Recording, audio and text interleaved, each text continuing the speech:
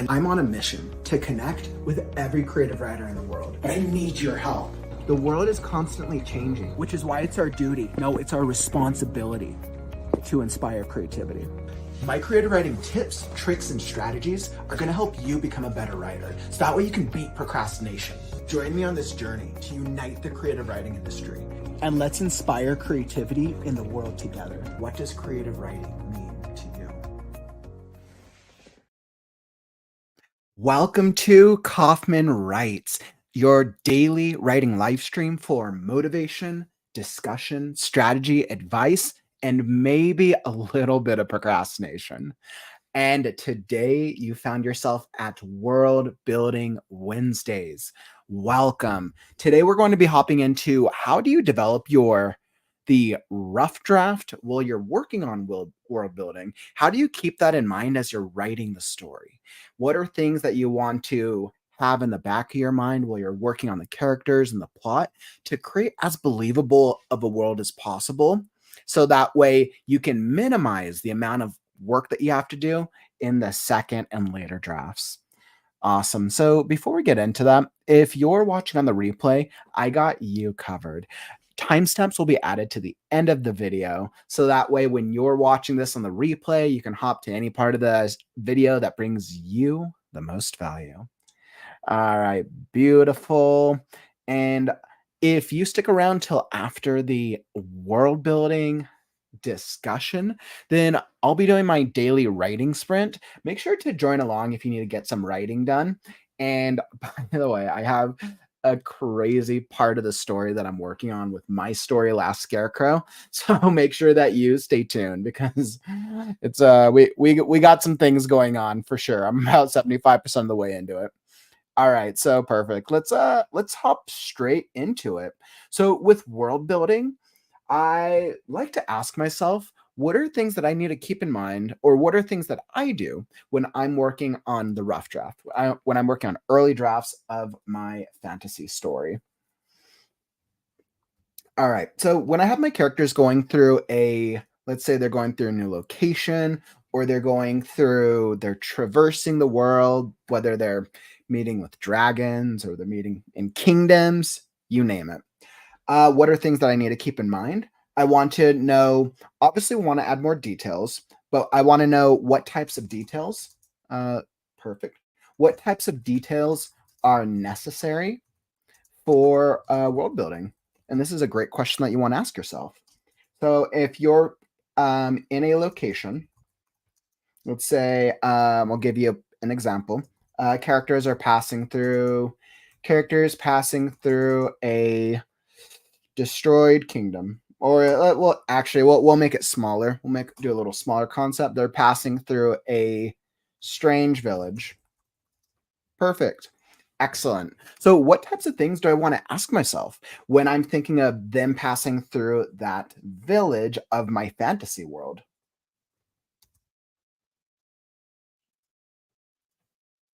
Okay. So I want to think about, I want to ask myself, what do the supporting characters, not actually, let's go like maybe NPCs. I like to think of NPCs from gaming. So what do the inhabitants of this specific location, we're going to say, what do the inhabitants of this location look like? Right? So we want that appearance, right? Because if your heroes pass through a town and every single person is wearing t-shirt and jeans, like that's going to be kind of boring. Now, if every single person in my village, I'll give you the example in parentheses, if every villager is wearing a loincloth and they have scars and have visible scars on their faces, I might be a little bit more intrigued, right? Like that's a little more intriguing as compared to them just wearing like normal clothing, right? And by giving the inhabitants of just this one town, right? This one town as part of a greater world. Now, of course, this town's going to have its own vibe, but the town is going to be an extension of the world, right? So if the inhabitants of this town, this village that I'm using as the example, are wearing loincloths and everybody has scars, right? Maybe they do some type of sacrifice. They have some types of ceremonies that go on in this town. And the ceremonies are a result because their town isn't able to get enough resources that they need to provide food and a stable economy as a result from whatever's going on in the greater world. Maybe there's wars going on. Maybe it's ruled by an evil monarch. Maybe it's fractured and we got wars going on. But you see where I'm going, and this just started by just having the simplest details from the inhabitants of just this one village, right? So we always want to think about, what do the inhabitants look like? Now, what are other things we want to think about when we're world building our story? What beliefs do the inhabitants of each location look like? So once again, I want to make this super easy. Instead of starting big with the world, instead of doing these big concepts, we're starting small. We're starting very small because most likely, and let me throw this up here real quick. Most likely, if you're working on the rough draft of your fantasy story, you're probably hopping into it and you're just having fun writing. I want you to have as much fun with the experience. So that way, when you're working on the world building portions of these, you get to just have fun, like coming up with like ideas as you're focusing on the plot and the characters. I don't want you to be pulled out of the fun part of your writing by trying to think like, okay, now I have to go world build and I have to go do all this planning. No, let's make it super easy. Now, of course, if you want to plan, absolutely. But this strategy is to help make world building in the rough draft as easy as possible for you. Okay, so what beliefs do the inhabitants of each location look like? Now, of course, every person is a whole human being, right? Every character, right? Fantasy, maybe we got some elves, some maybe we got some elves, maybe we got some orcs, we got some trolls, maybe we got a bunch of hybrids. We probably have a bunch of different character types, and that's totally all right. But regardless of the individual belief, there's usually a general belief of the overall location. Now, you can of course develop individual characters of whoever they interact with, and that does become supporting characters. But what helps is establishing, what would you say is the core belief of the overall location of this particular scene that your characters are exploring. So let's take our village, for example. So let's say that the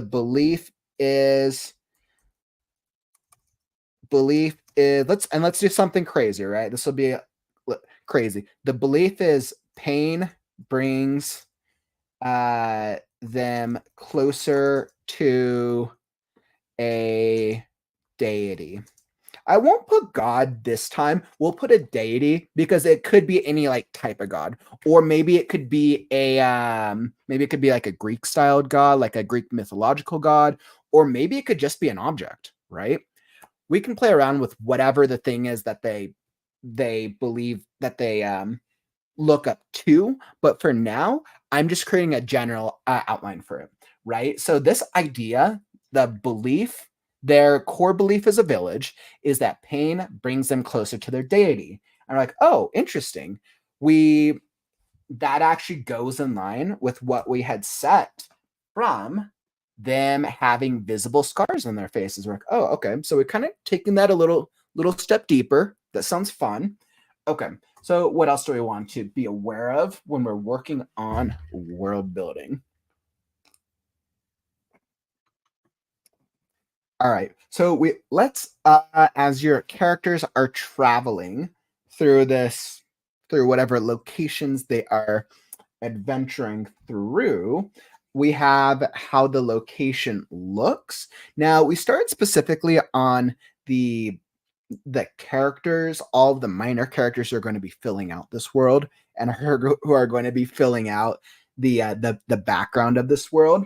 let's think about what do the buildings, what do either the, let's go shelters, homes, shelters, we don't know. We'll put shelters, public areas. We can go education, worship. Like what do these types of buildings in this culture look like?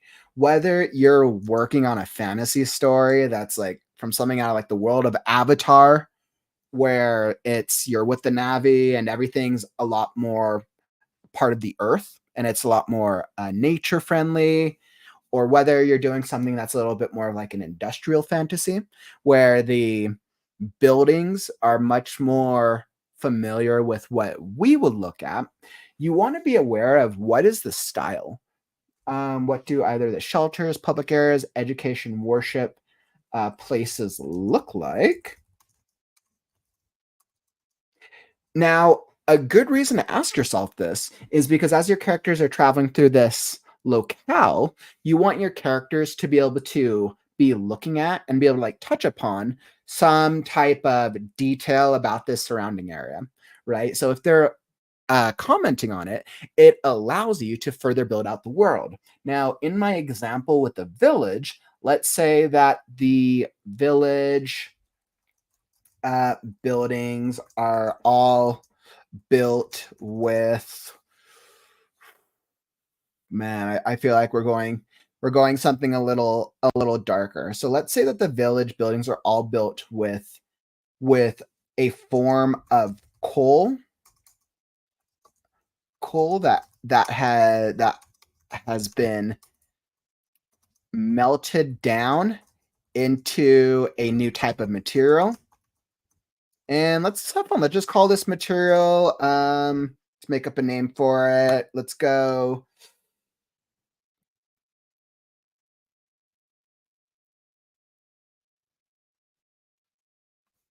Lork. Lork, Cole, Lork, Norn, Lorn, Lorn, Cole, Lorn. Yes. All right. I'm going to call my material. I'm going to call my material Lorn. That's what I'm going to call it. I'm going to use it as a placeholder, right? And you see, here's the thing. There's no bad names, but as I always suggest, come up with a placeholder name, let it bounce around for a little while as you're working through the rough draft. The great thing is if you come back to me like, yo, that name just kind of sounds stupid in my head, you can replace it. But I'd much rather that you have a placeholder name than having nothing there, right? You always want to have a basis for something, and then you can always build on it. You can change it, you can fix it, you can do whatever you want. But as long as you have a placeholder, it makes it so much easier later on to go back. Because for all you know, that placeholder name might give you an amazing idea for something else down the line. Okay, so I have my Lorne. So this is the type of material that all the shelters, buildings, public areas, education, worship places look like. Additionally, I also want, let's see, they are all going to be shaped. Oh, I love this. I just came up with the cool idea actually. So they're all going to be kind of shaped like they're all going to be shaped like hovels coming out of the ground, coming out of the earth, and then that way the inhabitants primarily live like 70% of their life underground because there's a series of tunnels, but it looks like from the surface that it's actually above surface, right? So there's this huge secondary aspect to it. And then maybe some of the underground tunnels is where we get to where maybe our characters are going to have some like really like dark parts of their adventure. Maybe we'll throw in some really cool obstacles there, and you see that just came out of just doing a little practice world building from just thinking of the types of buildings that could populate this, right? Awesome. So they're all going to be shaped like hovels coming out of the earth. And then even though I'm focusing on world building, this gives ideas for plot. Maybe heroes face obstacles underground. Let's see. This also gives ideas for, let me think, plot for character, maybe one of our supporting characters, maybe a supporting supporting, maybe a supporting hero is either killed or they fall in love with this belief here. Maybe a supporting hero falls in love with the belief of the village that will later come back to haunt our protagonist, right? Perfect. I love that actually. That's actually a really cool idea. I think that'd be a lot of fun. So we got that. Make sure I'm spelling everything correctly. And by the way, if you're here in the live stream, oh, let me make sure I'm hitting that right. Yeah, by the way, if you're here in the live stream, feel free to drop a comment. If you have any specific questions on your story, if you're doing any world building things or you're working on the rough draft, I'd love to help you out and answer any world building based questions. Absolutely. I love doing this stuff. All right. So as we think about these things, so the first one I'm talking about is the inhabitants. I'll make this bigger just so you can see in inhabitants. The first thing I'm focusing on. The second thing I'm touching on is the beliefs. The third thing I'm touching on is the buildings or places.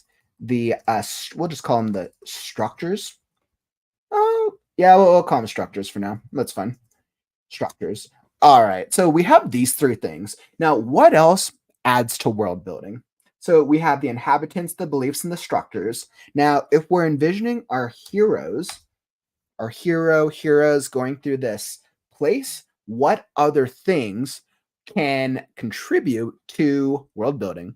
Let's go now. Well, we have so many different possibilities, right? There's so many things that go into a world, that go into a society.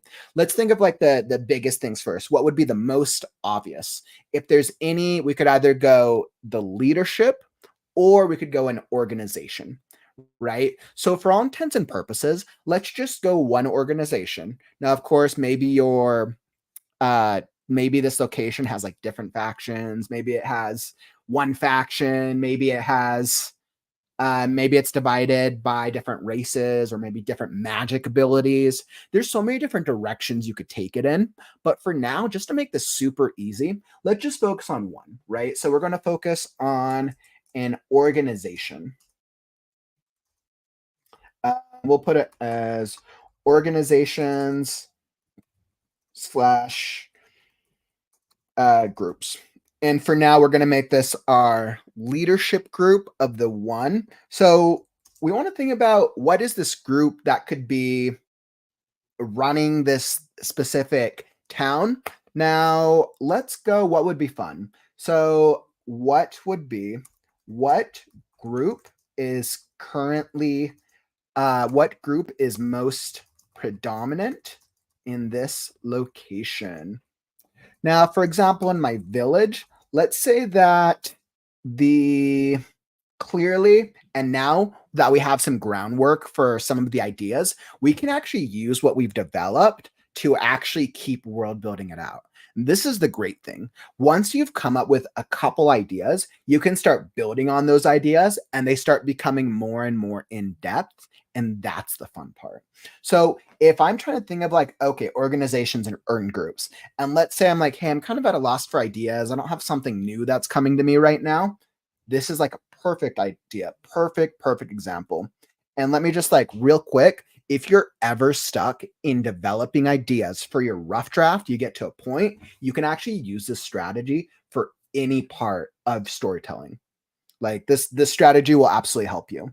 So if you're at a loss for ideas and you don't know what to do or what idea to come next, look at your pre-existing framework for whatever part you're working on. If it's plot, look at your pre-existing plot. For right now, we're working on world building. So let's say I'm like, okay, I have no idea what type of group that I want to be running this, leading this village. Well, I'm now going to go look at the framework I have. So right now I know the inhabitants, all the villagers have loincloths and scars. I'm like, okay. And we know that there's a belief that pain brings them closer to their deity. It's like, okay, so it's going to be kind of an extreme, definitely an extreme village.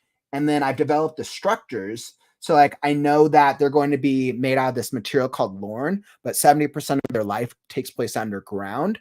So, we have villagers who love pain and live underground. What type of organization or group would be perfect for that? Let's say that since they're on both ground, underneath, and on top, let's say that maybe they got invaded by an underground society. And this underground society is slowly pulling them underground and pulling them deeper and deeper into the earth. And now we're kind of having this conflict and this struggle. I think that'd actually be a lot of fun. And the reason that, and this gave me a brilliant idea, the reason that the pain thing is a thing is because this underground society is so used to being isolated underground where it's colder. They've had to develop their own heat source, or maybe they live off a natural heat that's from like a core, that they believe that the only way to survive is it's survival of the fittest, and it's basically like kill or be killed. And anytime, because their lives are so short, they feel pain, and pain makes them feel alive.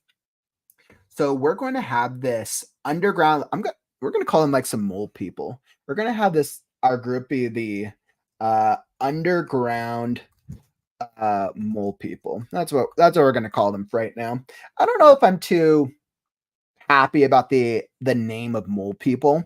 Uh, Too happy about the name of underground mole people.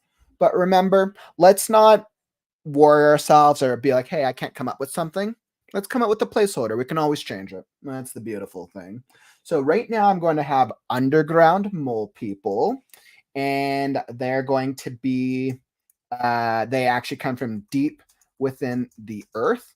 And since this is a fantasy story, let's actually make it more fun. Let's not make them humans. Let's just make them moles. Let's make them like giant moles. Like, why not? Heck, we could maybe they're moles and they're descendants from dwarves. I'm like, okay, I have a pre-existing let's pick one of our pre-existing classes in fantasy. Everybody knows what a dwarf is. Any fantasy reader understands a dwarf. But let's say that these mole people, they used to be dwarves, but we could say maybe they devolved from dwarven culture over the course of millennia or decades. And now they've kind of grown into something altogether. So underground mole people literally look like like giant, terrifying, half human hybrid moles descended from dwarves, right?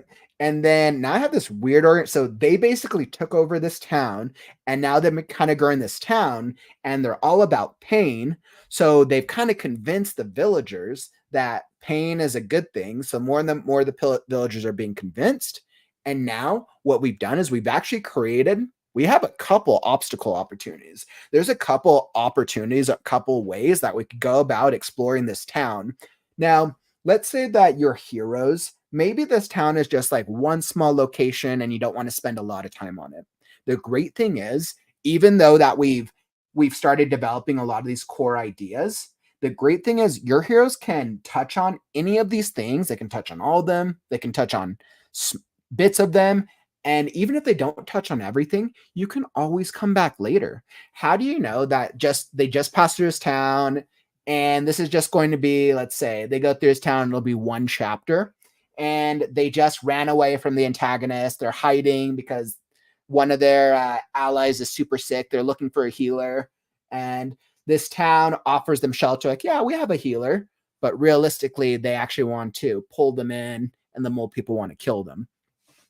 Right? So our heroes end up running away from the town. And the way that I can go about the world building itself, now I'll show you right here. So organizations, groups, and I'll give you a perfect example. So, and this is just a random plot I'm coming up with. Um, plot: heroes ran away from antagonist, looking for healer, and hiding out in this town. Beautiful. And this is just going to be a small, this will be a small subplot in this location. Now, the great thing is just by developing these parts, by developing right the inhabitants, giving like just like an initial look, by developing the beliefs, the structures, and the organizations, I've now developed a whole nother plot, which is a just one setting within the overall world.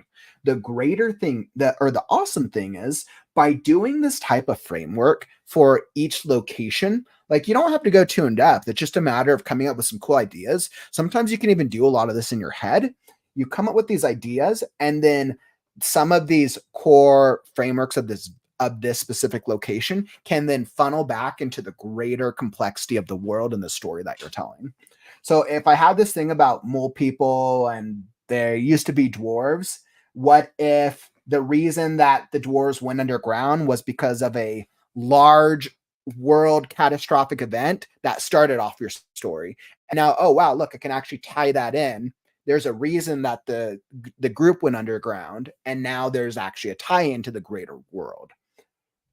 And now, if I was going to be writing this and I was going to be developing this as an example, so let me show you right now. I'll show you a writing. Let's go a writing example, and I'll move this down a little bit.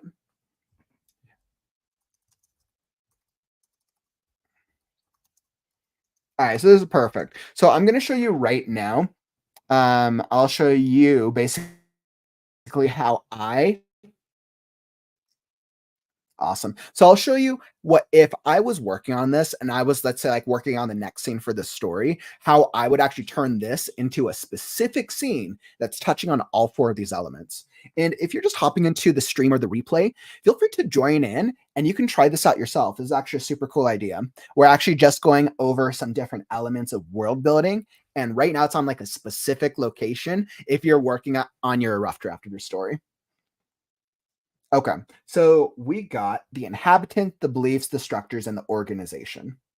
So let's see, my heroes. Let me give you. All right, let's do a free ride example here.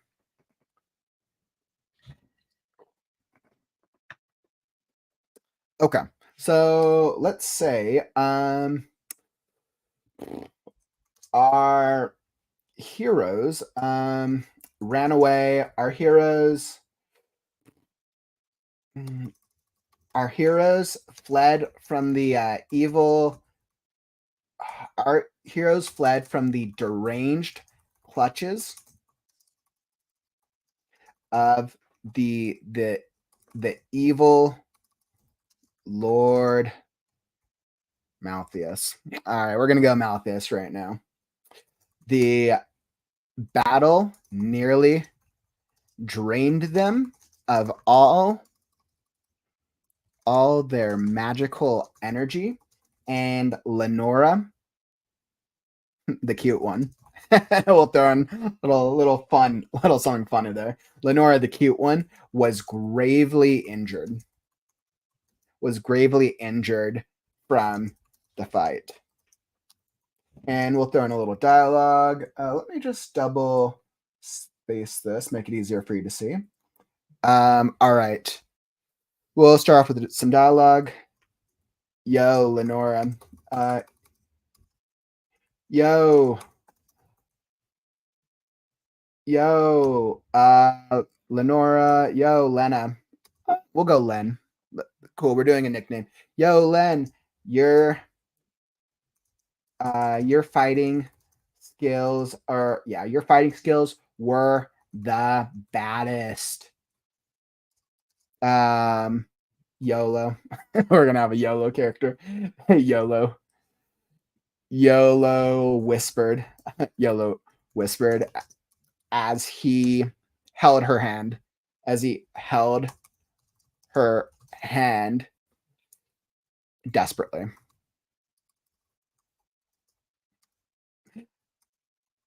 Yeah. She looked up at him. A small smile touched her face, even though there was a now greenish look spreading across her neck. The poison would surely kill her if they didn't get some help. Hey, YOLO, hey, we need help, Stat. We need help now. She's not going to. And then we'll cut off. Shut up. I know.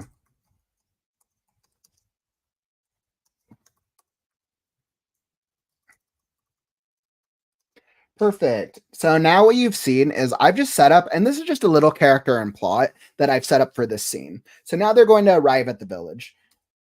Our heroes arrive at the village with Lenora in a clear what are those things called when you're holding somebody on? I'm trying to think of what the thing is called. Our heroes arrive at the village with Lenora in a clear. Usually I would Google this. Right now, since I'm doing this as a live thing, I'll just put in a clear carrying. Yeah, the name's blanking on me. Our heroes arrive at the village with Lenora carrying her between them. She bled out from multiple wounds and was fading quickly. As they entered the village, they received strange glares from the youngest, from the young ones, even though YOLO, we'll go YOLO, and we'll make sure YOLO tried to grin at one of the passing dames, but but she flipped him off in response and walked away forcefully. He shrugged at the others, trying to find some humor in the grave situation. Now, let's see. Even though, so our main hero, let's give our main hero a name. His name's going to be Marv. Our main hero, Marv, noted that the few inhabitants of the village appeared human, but something about them felt off. The vibe was wrong when compared to the previous villages they had encountered. Right? So now I've touched upon kind of a vibe, right? And then he stretched onto his tiptoes, analyzing the strangely constructed, almost rock-like, because he doesn't know what the material is called. We do as the writers, but he doesn't. So we're going to be like, okay, well, what does the structures look like? Analyzing the strangely constructed, almost rock-like caves formed caves connected to the ground. So let's see. He stretched on his tiptoes, analyzing the strangely constructed, almost rock-like caves extending from the ground.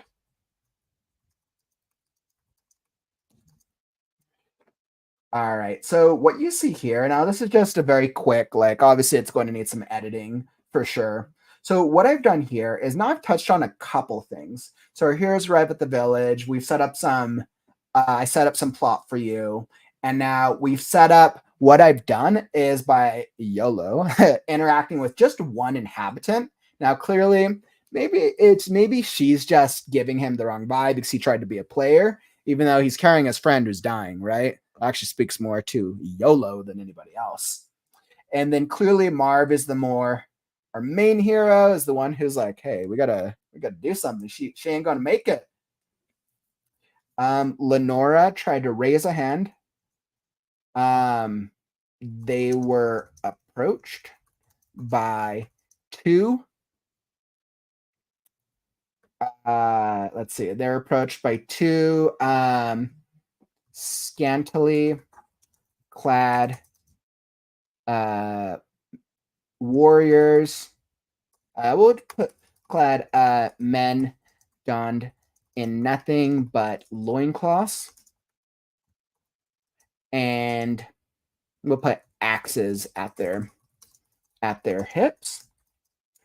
They're the scars etched, or the scars, we'll put a variety of scars marked each face in a random fashion.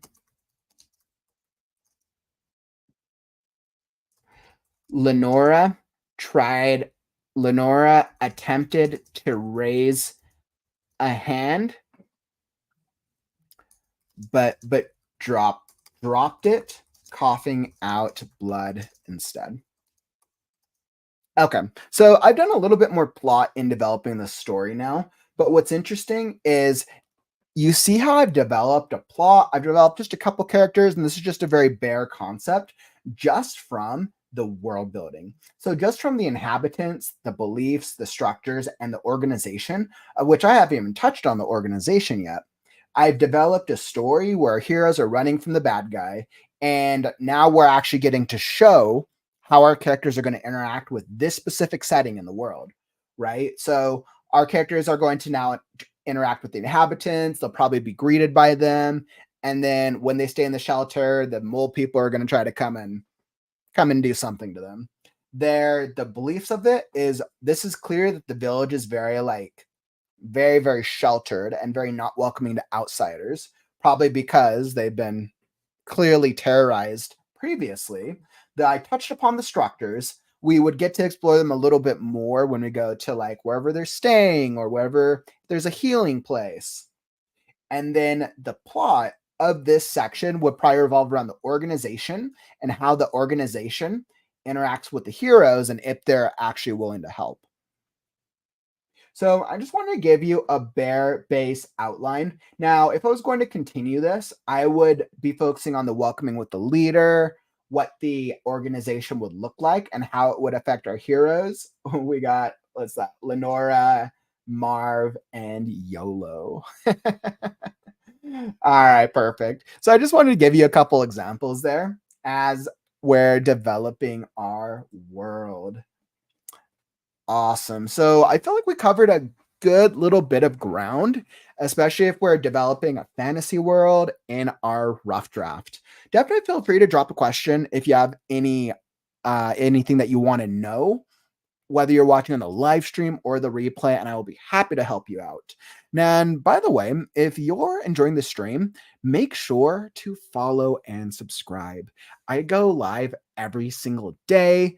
If you're subscribed, you'll be notified when I go live.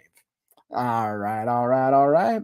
And that's what I got for you today for world building. I felt like that was an initial little dive just to kind of give you some ideas and help you out. I love doing that sort of stuff.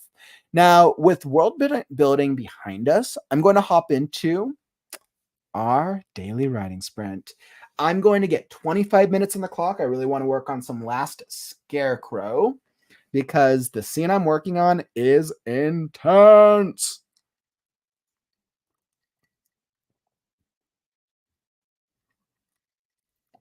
Okay.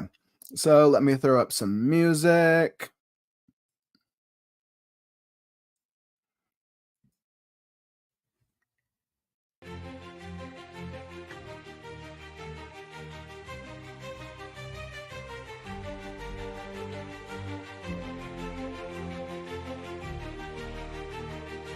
All right, and I'm just going to get my last Scarecrow up here on the screen. Got Scarecrow already. Beautiful. I'm like, he's ready. Awesome. And then this pulls me up so that way I can do a little thing with what I got going on with last Scarecrow here. Oh, awesome. Let's see next. What do you got? So, since you mentioned the beliefs part, been thinking, in my world, there's a region which has been progressing very rapidly technologically due to external help from the early to the latter industrial revolution in about 60 years. I'd say that the beliefs in religion would change with tech progress as it has done in real life. That's a really good point. Absolutely. Right? With the increase in technology in our society, right? We see how it's shaped religion and how religion is viewed. It still exists, but it exists differently with the increase of tech. Let's see. So to the latter industrial revolution, about 60 years, I'd say that the beliefs in religion would change with tech progresses as it's done in real life. But since the change has been so fast, how would that evolution differ from the one in our world? That is a great question. So I think for your story next, and this is what you would want to ask yourself, what type of, let's see, so technology versus religion. So I think the first thing you really want to think about next is what is your core hero's journey? What's their core story about? Because I always like to think about the protagonist, right? Now, with the types of obstacles that I would throw at my protagonist, do I want my protagonist to face obstacles which are more philosophical? If I wanted them to face more philosophical, spiritual types of obstacles, then I would make the world a little bit more religious heavy. And in which I would be like, the types of technology I would do is I would do some obviously cool technology, but I would make it that maybe the technology didn't work right, or maybe that technology screwed up society and religion became more.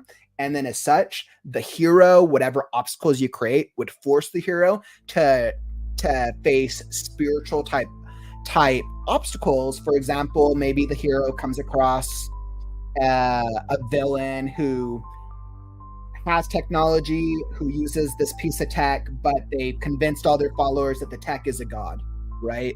When really the tech's just faulty, right? That would be just one example. But that would be if you wanted your hero to be dealing with more spiritual and philosophical ideas. Let's say you wanted to go the other way. Let's say that you wanted to go with, okay, I want my hero to deal with more physical. I want them to deal with more like physical, technological. I want them to go battle some like big mech creatures. I want to have a little bit more action. Or AI is kind of the thing on everyone's mind. Maybe I want our heroes to deal with more of like a sentient, technological god of some type, right? So then what I would do with the spiritual part is then I'd be like, okay, well, that would be a little bit more similar to our society in that technology progressed to such a rate that it left spirituality behind. Now, it could still be there. It can still be prevalent in certain areas, but the obstacles that your hero then faces would be more of a physical nature based off the type of technology that you're creating. For example, if your hero came across the same group with the same bad guy that I just referred to, maybe the same bad guy himself is a mech. Or maybe he's an AI. He looks like a human, but he's actually an AI. And that plays around on the AI fear, the AI debate in prevalent society or in our society right now. And then the obstacle the hero faces is more on, is technology a good thing? Is this guy, maybe he started for the right reasons, but now he's evil as a result of it. So it focuses less on the spiritual and more on the technological. right? So you see there's different avenues that you could take. I always like to think of when I'm making decisions like that, what is my core hero's journey? And what types of obstacles, what types of like core story do I want to impact? And also a huge thing to ask yourself next is what will be the most fun for you to write? At the end of the day, does it sound more fun to do stuff like, okay, I want to go like evil technology? One of my favorite shows that challenges technology. It's not fantasy, but Black Mirror. I love how it challenges the evils of technology. All right, does it sound like it'd be more fun for you to write about like technological based obstacles, or does it sound more fun for you to write like spiritual based obstacles? Or maybe you're like, both of those sound great. I want to do both. Then do both and have an even balance. Maybe both of them are incorporated in each location your characters go to, or maybe there's two factions. There's a technological faction, and then there's a religious faction, right? And then you actually get to explore both sides, and you could have different obstacles from both. So that's kind of how that's how I would develop it if I was working on like a technological versus spiritual thing for the world. And I think like the extent that you want to take both of them, like take both of them as far as possible. If you're going to do tech, make tech like create the most extraordinary piece of tech and the most worst piece of tech possible. And then you can mention how like basically people used to be believers, but tech basically killed all their beliefs. Actually, a really great example of technology and spirituality, or of religion, from a TV show. One of my favorite examples of this. I don't know if you've seen the Orville. One of the episodes, the crew of the Orville, and I think this was season 1 early on, but it's like a Star Trek spoof show. I'm sure maybe you've heard of it before. But basically the crew of the Orville, they go down onto this planet. It's a very primitive society. They're traveling. They accidentally come across one of the villagers, and one of the villagers is about to be killed. One of the crew of the Orville feels bad, helps out the villager. She introduces herself as Tara. She accidentally uses one of the laser, their stun guns. The crew, or the person she saves, sees the stun gun and thanks her, knowing her name is Tara, and like revering her. Tara, and this was just from a simple act. Well, the crew of Orville leave, only to realize that the planet is stuck in a 100,000 year time loop. So they leave the planet, and then the planet passes through like couple thousand years in the span of hours. So then they know that, they realize something's off, they go back, and the whole society has now reshaped itself to be like a whole religious cult and sect that reveres the cult of Terra. And it started with that incident, right? Because she used technology that influenced spirituality, and then that affected the religion, and how both of those were incorporated into the development of that world. I think that's always one of my favorite examples for technology and religion, because it's just a very clear, like, oh, it's actually kind of a cool idea. Now there's this whole religion because she came in with technology to save the person. So definitely a cool idea.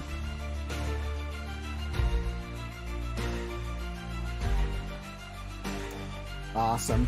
Next, from the early medieval age. But yeah, next, I hope that helped you out a little bit. I try to give kind of like a couple examples there.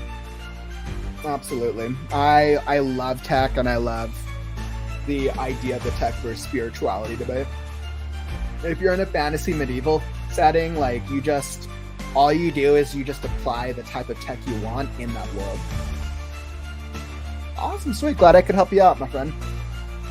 All right, so let's get into our writing sprint for the day. So I'm going to do 25 minutes. I got 25 minutes on the clock.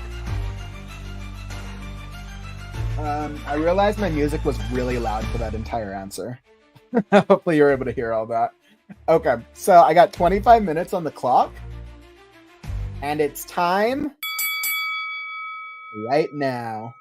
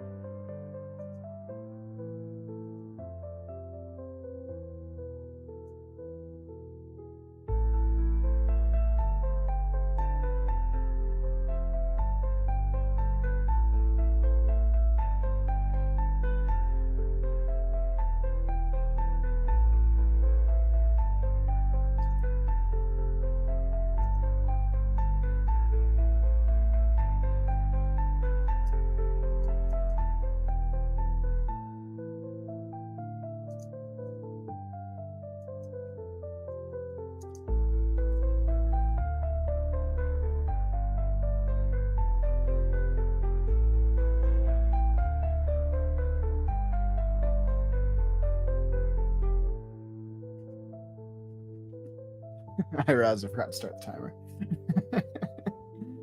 All right. Well, I guess we're having a. All right. Actually, let's edit that. We've been going for a little bit. I'm going to make this 20 minutes. Jared forgot to set the timer. All right. Let's go 20. Let's do that.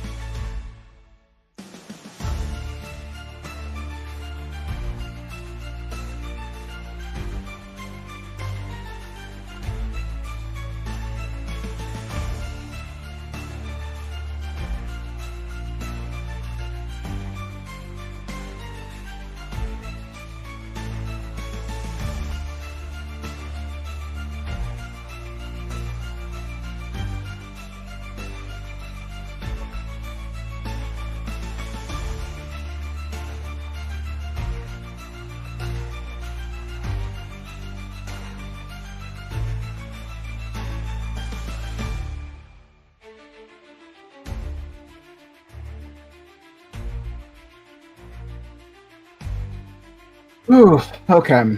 Good little writing sprint. All right. Woo! All right. I know how to get through that little section first. Man, I was very happy with how that came out. I was like, oh my goodness. I was like, this moment is so intense.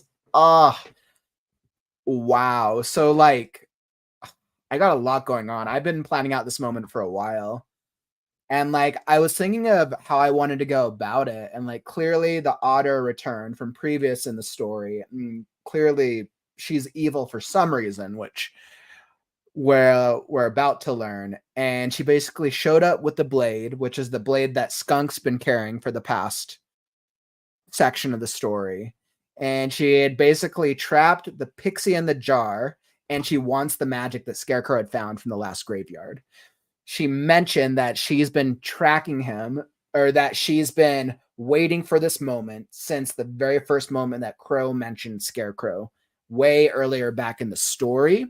And now we've been in the struggle. Scarecrow's like helplessly sitting there against the tree with both of his arms torn out as he watched helplessly as basically she skewered and killed the snake, killed Stretch, and now Gore, the grizzly bear, is just in like a rage, just like charging her over and over again. And she goes to reach for the blade again, and suddenly the blade lights up, and something's about to happen. Oof. So we'll get to explore that in the next writing sprint. All right, let me hop back into the comments. Hey, what's up, Zerby? Welcome to the stream, my friend. I saw you hopped in over here. Let's see, we're back at it again. How's it going? The amount of mistakes that Grammarly can see really scares me, though. I can't lie. Why is that? I'm curious. I actually like. I think the amount of things that Grammarly can see is just super easy. It makes the grammatical editing process easier because I'm like every rough draft. There's going to be a bunch of grammatical mistakes. Like that's just common, right? So if I was able to write a rough draft with no grammatical mistakes, I'd be like, dang, I'm really good with grammar. But I'm not. I'm just like I'm in the middle. I'm like medium strength, I would say. If anything, I'm glad that it catches things. I like to use it as a tool to help me. Your time is up. I know. Zerby, I need to be better about I sometimes I suck at like not finishing right when it ends. I need to be awesome about that. Don't I know it? Hey, what's up, Marcella? Spent that sprint brainstorming one of the final scenes of my first draft since I'm so far over my page limit. I'm cutting myself off at just 5 more pages. So excited. That's exciting. That's awesome. That it's so much fun when we come up with like the ideas for the story that we're like absolutely in love with. Like I feel you. This is kind of like the excitement I've been feeling with like the scene that I'm working on right now, and kind of how I've been like getting to the scene. Since I'm cutting myself out just 5 more pages. That's funny that you have a page limit for yourself. My guess is you probably go like way too far if you didn't put a page limit. Aw, well, good luck with the brainstorming. I'm glad the sprint helped out a little bit. I was like, clearly I've been doing well in the writing sprint today. Mommy Tally, let's see. Car trouble, have to catch the replay. Aw, I'm so sorry to hear that, Mommy Tally. Having car trouble is the absolute worst. Like, I always had such horrible car problems. I sold my car a couple months back because it literally broke down and then got stuck at the dealership, and it was time. It was such a nightmare. Dealing with dealerships is a nightmare, let me tell you. So that sucked. But I'm so sorry you're having car trouble. That's the worst. Hopefully you have AAA or something to help it out. But good luck. The cars they're like the necessary evil. We need the cars to get around, but the maintenance and upkeep kind of suck. Hopefully you get that figured out, Mommy Telly. And absolutely. So you touched upon the replay. So if any of you missed out, we actually did a really cool world building exercise early on in the stream. Make sure that if you missed out on the early part, go back, check out once the stream ends, and watch the world building. I tried to go into a very specific example in how I would world build a specific scene if I was working on the rough draft. I did a little short scene exercise afterwards, and I hope it was helpful. Definitely let me know in the comments if it helped you guys out. I always try to think of different ways to tackle different parts of storytelling in a way that's digestible, as I'm literally going to have to hack off about 100 pages. Oh my goodness. Going to send it up to some of my writer friends to help me narrow down what to cut and what to tighten up.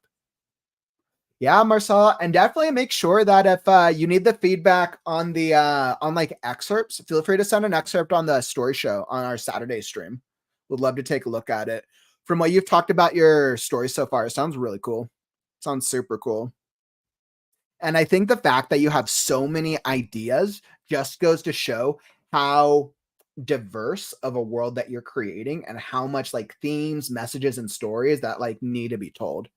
Maybe with how much you have, maybe the story needs to be split up into one to more than one story. I don't remember if you said if you had planned it out for like a series or if it's just a standalone book right now. But maybe it's a sign to split it up into more than one since you have so many ideas.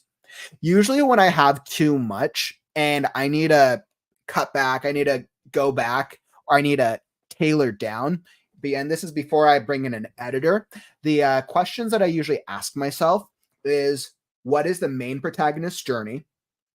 What is the primary? What is your main hero's journey? Because that's what the story is about. And then of all these extra ideas, whether the ideas are other characters, whether they're plots, whether they're world building, I like to split up all these ideas and be like, okay, if I have things I have to cut out, I'll create a bullet point list. And I'll have like, all right, world building one, characters, plot. I'll have all the list. I'll organize them into different lists. And then as it pertains to the hero's journey, I'll then put all the ideas in each of these lists. And I'll be like, okay, I clearly have like 10 ideas for world building, 20 ideas for plot, and 15 ideas for character. As it pertains to the hero's journey, which ones should I cut out based on the main hero's journey? Because that's the main story. And by visualizing all the ideas on like a bullet point list, it helps me refine things when I have way too much. I'll probably use a similar process. I'll use a similar strategy when I'm refining for this story. Right now, I don't, as I'm thinking forward to the rough draft, because right now I'm what, 76% through the story now, probably 77, 78%. We're this is like the act, we're in act 3 now. We're about to go to the last. Ooh, we're gonna go have some fun once this scene wraps up. Oh, so sad for Scarecrow. Goodbye, Stretch. Goodbye, Rattlesnake. It was nice having you as a companion. Um, so I don't think my problem for this story is going to be too much. I think the problem for this will probably be too much words. I tend to be wordy as a writer, so I know there's definitely sections where I'm just going to have to cut down just in terms of more of the structural aspect of it. But in terms of the story and developmental aspect, like I actually feel pretty confident that what I have in there is solid enough, and that a lot of like the characters, the world building elements, and just need to be refined. I feel really good about the plot. I'm actually really happy how the overall plot of the story is, but I know the my biggest opportunities for the second draft will be character development opportunities and world building. Absolutely. So I relate with you. Good luck with the process, Marcella. I feel you. See, I do want it to be a semi-episodic series, but I want this WIP to be a single book. Okay. I want the next book to be in her Barbie-like friend's POV. Okay, so that's cool. So it sounds like you've definitely put a good deal of thought into it, and it sounds like you know where you want to take the story in the general sense. So yeah, I mean, and then Marcel, I would just use that strategy. Like, I mean, it's good you're getting feedback from other writers because you'll be able to get feedback on like, oh, okay, this doesn't work and this does. That's a good strategy. But yeah, it's my recommendation is stick to the hero's core journey and cut out, if you have too much, cut out things that don't cut out the things that don't directly influence, either directly or more indirectly influence the main hero's journey. That's usually what I'd recommend. It's hard when you have a lot of things that you wanna put in, and they all sound fun. Usually what a lot of writers do actually is they take a lot of those ideas they don't use, and then they get put in other books. They get put later into the franchise. But good luck with it. Really good luck. Awesome. So, let's see. With that brings us to creative writing on the morrow.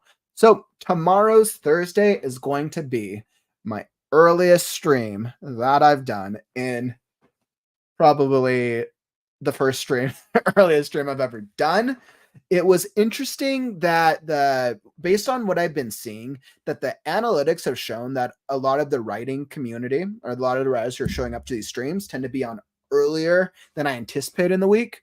Trying out this for a couple weeks just to see how it feels. Once again, if you like the times or don't like the times, give feedback. I would absolutely love comments, feedback, messages. Let me know what you think.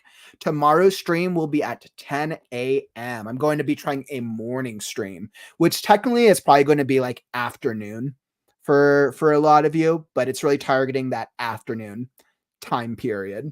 So I'll be 10 a.m. Mountain Time tomorrow. Tomorrow's stream is also going to be super easy. I know I've been doing my Thursday streams as kind of like a tip format. I'm in a good place with Last Scarecrow, and I really just want to get some writing done. So I'm going to do writing sprints tomorrow, full on writing sprints, because I'm ready to start making. I really want to get to the end of the story because I'm having so much fun with it. I'm super excited to write the climax, and I know exactly where I'm going. So I'll probably be increasing my writing sprint streams to at least twice a week, if not more, because I really want to get through where I'm at. So make sure you come join me tomorrow if you want to come get some writing done and you just want some our fantasy playlist. I need to work on getting some more music so I can make it so I can keep it fresh.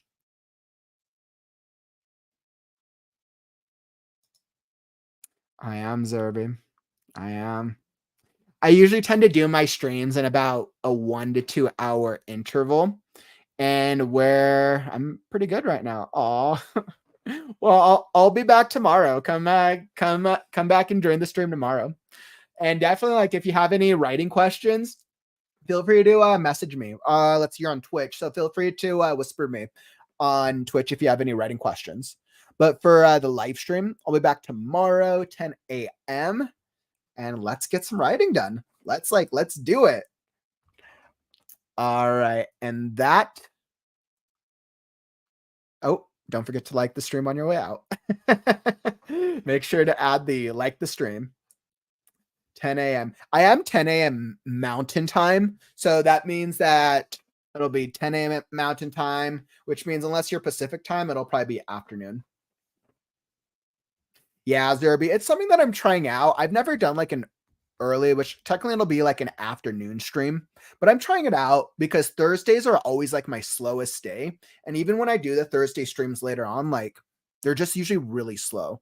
So I feel like Thursday is probably the one day where I'm going to try out the early stream, but then my Friday, Saturday, Sunday will be back to more of our similar times. I Zerby, so you know, I actually posted up my schedule on Twitch. I updated the stream times. So if you want to know what stream times I'm at, it's I have it on my schedule updated on there now.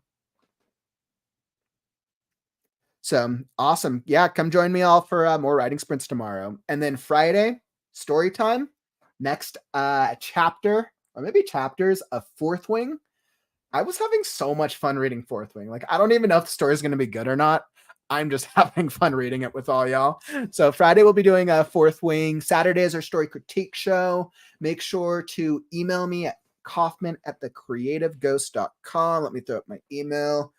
Kauffman at thecreativeghost.com if you want an excerpt of your story read for this weekend. So make sure you send that over for Saturday's story and critique show.